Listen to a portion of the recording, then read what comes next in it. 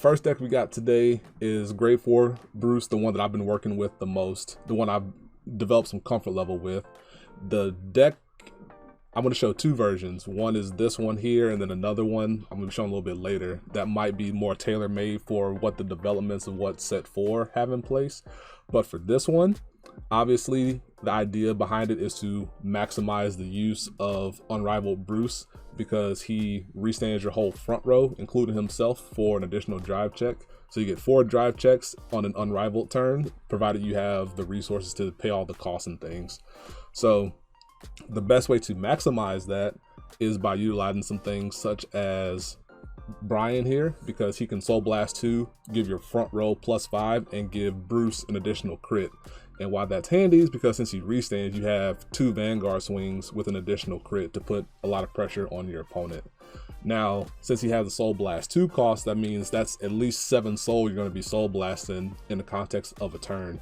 So what we do here is we use Pandemonium tactics to be able to put 4 cards in the soul at the very least really fast, and then we can also activate the additional benefits of it, mainly the draw card and the +10. Rarely do you achieve the 12 soul, but there are ways to do so in this deck, but it just requires more counterblasts in more cases, and more likely than not it's going to require more counterblasts to use.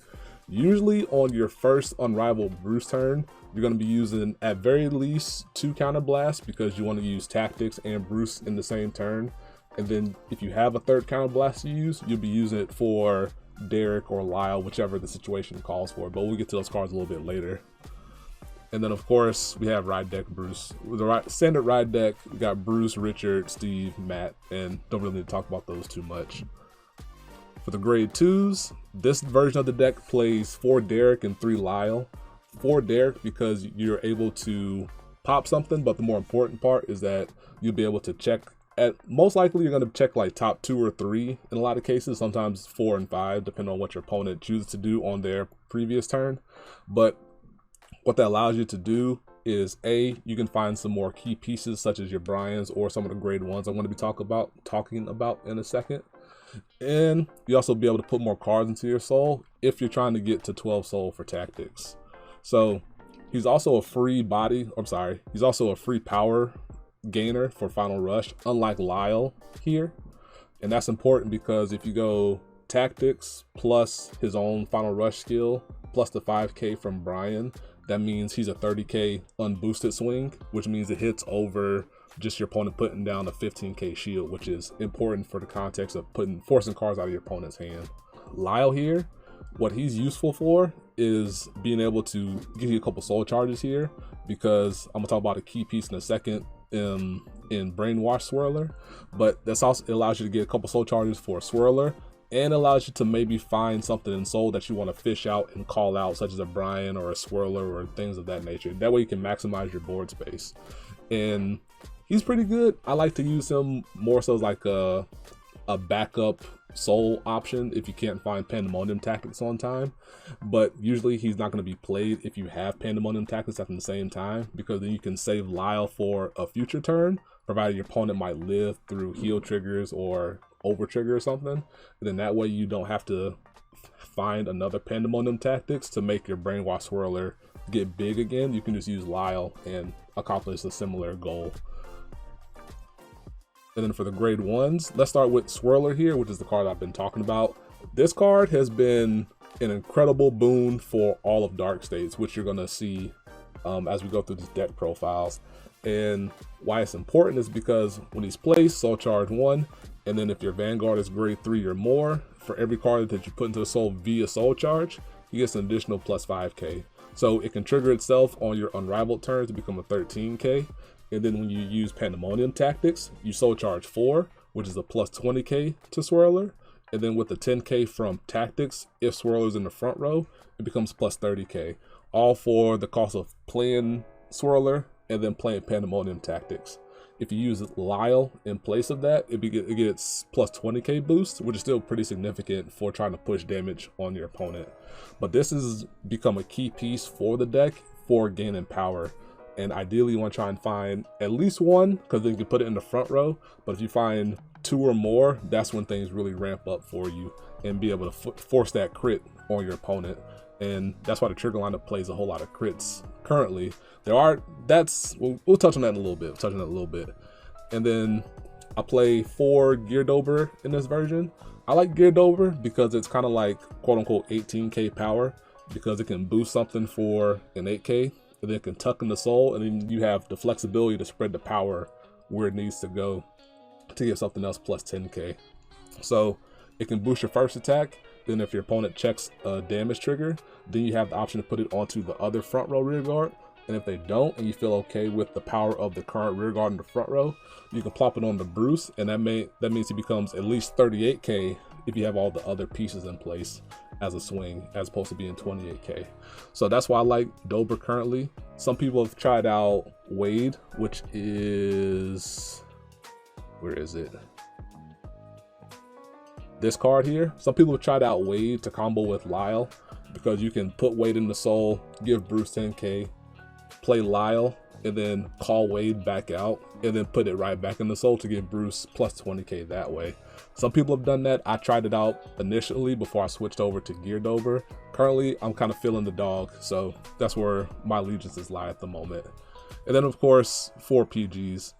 And then for the triggers, currently playing 8 crit, 3 front, being as aggressive as possible. And then that way your opponent is at like 3 or 4 damage when you go into your grade 4 turn, which makes it a little bit easier to get over the top. Yes, you can try to squeeze through with the fact that your Vanguard has plus 2 crit or so, but that won't always be the case. And then if you restand a 48k swirler with the crit, so maybe become 58k with the crit, it makes it that much harder to guard it. And then of course 3 front, 4 heal, and then 1 Gamma Guild as a 9th crit, technically speaking. So yeah, this is the main version that I've been playing. I have started to shift over to a different version, and then that way I'll touch on that one a little bit, but it's more forward facing and then trying to beat your opponent down just a little bit more quickly. As you can see, it's very similar to the previous version, but the main difference here is that we took out a couple Lyle, or took out a Lyle from the previous version, took out a Derek, and then we took out a Geardober, and then we fit in 3 Eden. And the reason for that is mainly for his restand ability. When he's restood, he gains a crit. So also similar to Derek, he becomes a 30k unboosted attacker if you have Final Rush plus Tactics plus Brian at the same time, which is important. And then if you have a really big swirler in the back behind it, then that means the follow-up swing is going to be attacking for, say, 70,000 with an additional crit, while Bruce also has a crit. And then if you check a crit on one of your 4 drive checks, you give it to your other side. So then when you restand, you restand with everything in the front row, have an additional crit. And that's where kind of the goal of this particular version stems from. So you kind of be aggressive early, within reason, of course, because you need to save combo pieces. Hopefully you find an Eden by the time you go into your grade 4 turn. And then you have, say, Eden with a swirler boosting behind them. Bruce being big, and then maybe like another swirler in the opposite side. And then you attack for like 48, attack for 30, attack with Bruce for 28 to 38, depending on what your boosting situation is looking like. And then you restand, check a crit, and now you have 60, 70, 30 something thousand, 48, 58,000 swirler, all with the crit in the front row. So that's kind of where the idea behind it comes from. And then something I forgot to mention is that some people have also tried out Quinn Lu. I also tried out Quinn Lu. It's apparent to try it when you're trying out Eden, because by tucking it into Soul, you have Eden, he becomes unable to become perfect guarded, but that means giving up Geardober for it, and currently I don't want to do that. I'd have tried it in the past, and it was nice for the time that I did it, because similar to the Wade situation that I talked about, you can play Quinn, play Lyle after you tuck it in the Soul, and then you can put Quinn back in the Soul and give the other front row descent block, the grade 1 or greater restriction for your opponent from being able to guard. So you kind of get a nice 2-for-1 deal that way. I currently, like I mentioned before, I currently like Geardober because it's kind of weird, because since you can't have Bruce be grade 1 or greater restricted, that means they can just save their perfect guards for Bruce, and then if they have other big guard, then they can save it for the side columns, and then that way, if they're not at 4 or more damage, they're not in risk of dying. So depends on how you're feeling about it. I wouldn't say Quinn is a bad idea. It just depends on what your goal is trying to accomplish with the deck. And yeah, that's really the grade 4 Bruce deck profiles. I will say though, I'm not going to be showing a Persona Ride version here, because mainly if you're playing Persona Ride Bruce, the deck that you have is going to be reminiscent of your set 3 version, with Leonard and Derek being the bulk of your grade 2s, and then playing Marjorie and stuff like that. That part isn't going to change. The only part that might change is if you opt to play maybe 1 or 2 Unrivaled Bruces in your deck, just to give you something to do if you can't find a Persona Ride. In my mind, that's where it's going to really change the most, is just if you're trying to find space for a couple Unrivaled Bruces to shore up some space if you're lacking Persona Rides or order cards to give you front row plus 10k. Next deck we got is Baromagnes grade 4 version. Now you can't ignore the fact that I forgot to put in the proper draw triggers here. They should be Riley, the 10k draw triggers, but I don't feel like changing it. So you can just imagine that the 3 draw triggers here are 3 Rileys for having a 10k shield if your opponent's Vanguard is grade 3 or more. So for Baro, ride line, nothing's changed. You still play the starter, you play 1 Deep Sonicer, you play Electro Spartan, and then of course you play Baromagnes in there. And then for the other grade 3s, we got 4 Pandemonium Tactics and 4 Curtis, because you're trying to get to 15 soul as fast as possible. And Tactics and Curtis do that, Curtis being free to do that. So if you're able to hoard some Curtises in your hand, you can rapid fire play them and be able to get to 15 ASAP, combined with the fact that Tactics is a soul charge 4 without needing to discard an additional card like you had to do with Supernatural Extraction. Sometimes that discard 1 was hefty because you wanted to keep the other cards in your hand, but you had to sacrifice something to be able to fish out a Curtis from Soul to get to the Soul Charge 4 like you would, like you achieve now by just playing Tactics. So that's why people play Tactics in Baromagnes now. And then for the other grade 2s, we got, of course, 4 Selfish Engraver, because it's like a key piece for keeping your skill going. Easy piece to call out during your 15 soul skill to get the counter charge back. Play more Spartan to help get the 15 soul. And then we play Chagra, which is a new card from set 4. And then what you're likely able to do is that you're able to fish something out of from soul. So it's kind of like having extraction on a body. So you kind of trade a couple soul charges in for having a 10k body on the board. And then you can also give your other cards additional power for the turn as well before you suck them in with the 15 skill. So he becomes a nice piece to have as well. Additionally, it also powers up Swirler, because Swirler also makes an appearance in this deck as well, to be able to get massive power and keep the train moving that way. It replaces your other Sonicers, because if you suck in your soul suck the cards into your soul of Baromagnes, and then you call out 2 Swirlers, both of the Swirlers will activate the soul charge each. So they both see 2 soul charges go in. So then they both get plus 10k on top of the power you get from Baromagnes to be able to become 28k, which is the exact same as Sonicer would get from just existing on the board.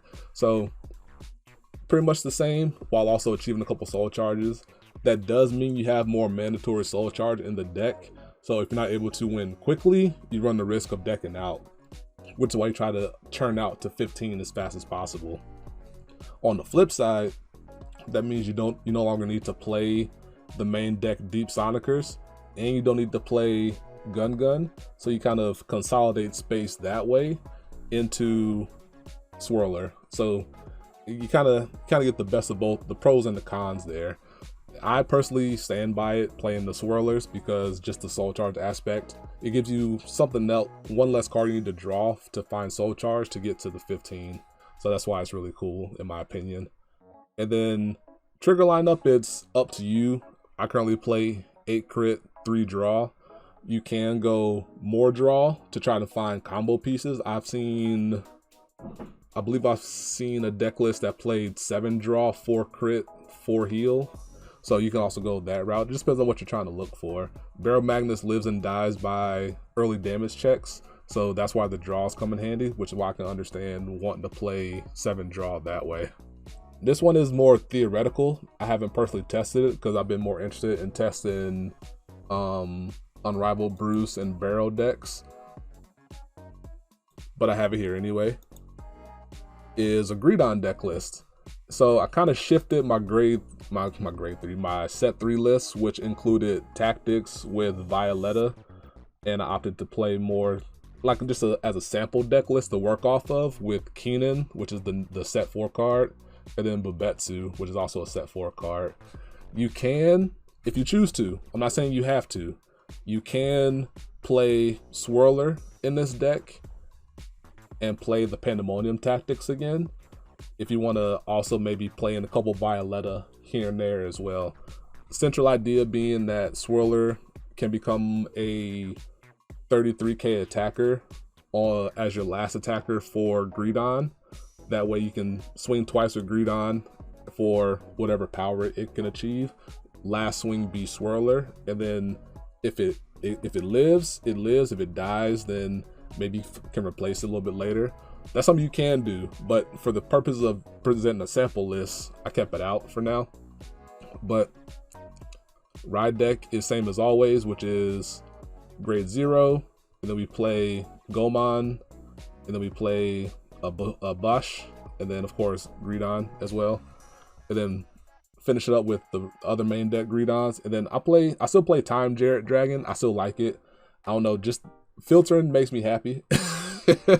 So I kept it in this deck list for now. You can take it out if you want to make space for other stuff, but it is nice to have a way to manually set up Greedon or Bosch's and Soul so you don't have to worry about it later, especially if you're not going to play the rapid soul charge element of Pandemonium tactics. So it's a nice way to just guarantee having the 7 damage enable if you're afraid you're going to die the following turn. So that's why I still play it. 3 main deck Bosch for power, of course. Keenan as a nice little temporary plus. Well, it's a hard plus because if you find something bad, you can just call it out to the board. That's another reason why I took out the tactics, because if Keenan rolls a Pandemonium tactics while you play it, that's probably going to be the worst feeling you can experience with Greedon, because you play it, use a counter blast, and then you get nothing out of it. So just play all unit cards, no order cards, just to maximize the Keenan usage, and then kind of go from there. And then for Muka, just as another way to get stuff onto the board. For Bubetsu, to have another way to call something out. You can, it's another reason why Swirler sounds like a decent idea, because if you play a deck that has on-call soul charges like other Swirlers, you can absorb Bubetsu, play a Swirler from hand that you may have drive checked or something, and then it powers up your other one while also making itself a 13k body for the last attack. So that's why Swirler is just a really strong card to have or to consider in all the Dark Sage decks right now. And then for Inken, just for the triple drive capabilities, just to try to have something to keep resources going, or you can try to jam your opponent with more crit triggers here and there. And then this deck also plays 8 crit, 3 draw. Fronts don't really do a whole lot in Greedon. You can play for the shield value, or you can try to play the draw just to have some more pieces come into your hand. And then of course Yamagil, because you're playing a quad drive or quad driving deck, so maximize your chance of just seeing it.